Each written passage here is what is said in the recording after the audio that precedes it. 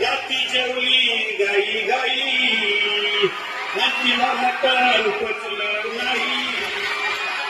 मटणाची पायी कर्ज झालं डोई औषध अगे औषध कुठलं ग औषध त्याला टेन्शन एवढं घेतलं कर्ज मीच घेतला औषध पैसा टाकायला करणार औषध तुला चालेल मिळवणार